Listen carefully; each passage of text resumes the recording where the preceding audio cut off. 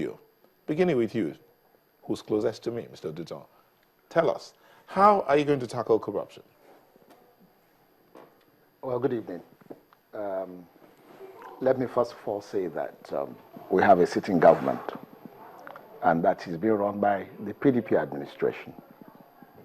They are running on a scorecard. The corruption index for Nigeria is at its lowest for many years. The perception index, even globally, is so low that it doesn't even, I don't even have to talk about it. I think it's out there. So they are running on their own scorecard, and the scorecard is particularly low on corruption. We have said time and again that we are going to plug all those leakages, those loopholes. We are going to stop, for example, people from stealing government money. It's not going to be a case of stealing is not corruption. We are going to say stealing is corruption. We are going to say to our people that if you are in government or you are a civil servant and you are living above your means, we will ask questions, for example.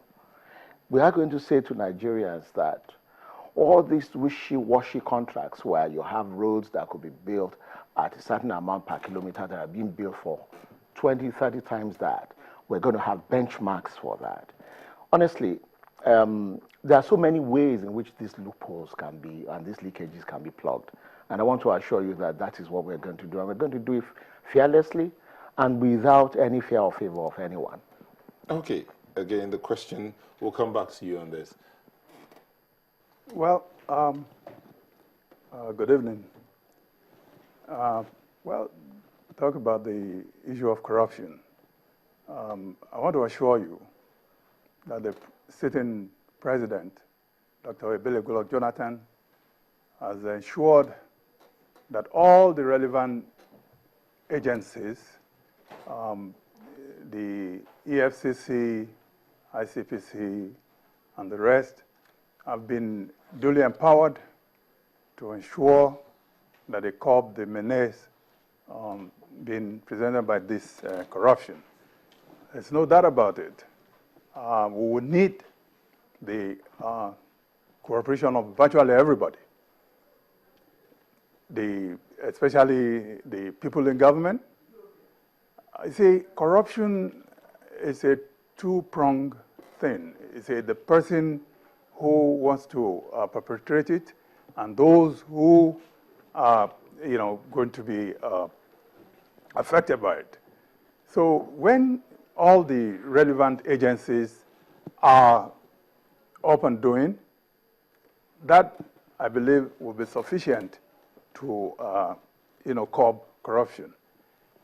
Now, you talk about due process. You will agree with me that this present government is doing everything humanly possible to ensure that there's due process in virtually all spheres of governance, in terms of award of contracts and what have you. Then you talk about appointments and everything. You will agree with me that this government is ensuring that all the necessary steps are taken. There's not been any situation of shortcut to achieving this. Mr. Gaydam and Mr. Dutton, both of you, we decided let's begin from the area of corruption and fighting corruption here. The institutions are existing. When you say when the institutions are allowed to run, but the president has said that they're going to bring in technology in the fight against corruption, while your party has said they're going to plug the loopholes. When you say employing technology, plugging the loopholes, the questions that are out there is how?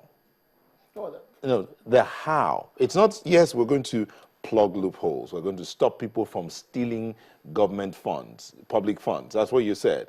We're going to allow the institutions to run. How? The institutions are there right now. So how is it that you're going to allow them to run? How are you going to plug these loopholes? Well, the first thing I want to say is that let me talk about the EFCC and the ICPC. The first thing that we are planning to do is to sanitize those two institutions. And second thing about them is that we're going to make them free of political intervention. We're not going to say that, for example, the EFCC, we will make EFCC capable of having prosecutorial powers independent of government or the Attorney General, so that they can actually go to court by themselves and actually prosecute their own cases. We're going to bring a bill, to support the current EFCC Act and ensure that they are free of any form of interference. Are they not able to do that now? They're not able to do that at the moment. There's a lot of interference. There's a lot of, you want to get fiat from the Attorney General before you can go and prosecute, and you can say you can get it, or you can have it, or you cannot have it. Okay, let's hear what Mr. Oduton, because I see him shaking his head. Honestly, I think any Nigerian today will agree with me that this sitting president has been the one that has been in the vanguard of rule of law.